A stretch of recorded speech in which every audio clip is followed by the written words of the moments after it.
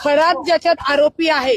तो गुन्हा नाशिक शहरने दाखल केलेला असून तातडीने तो तपास एसआयटी कडे गेलेला आहे.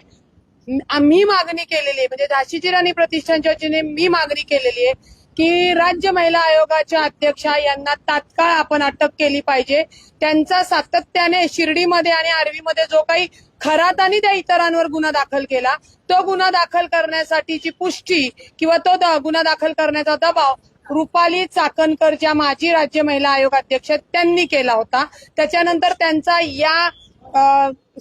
शहर पोलिसांनी जो गुन्हा दाखल केलाय त्याच्यामध्ये सातत्याने आपल्याला दिसतंय की महिलांना तिथे पाठवणे म्हणजे एवढी भयानक गोष्ट आहे की राज्य महिला आयोगाकडे आलेल्या पीडिता जेव्हा त्यांचं समुपदेशन होतं त्यावेळेला ते समुपदेशन होत असताना तुम्ही तुमच्या पत्रिकेतले ग्रह चेक करून बघा, असे असे बाबा आहेत, असा करून ते प्रकरण वर्ग केलं जात होतं. त्याच्यामुळे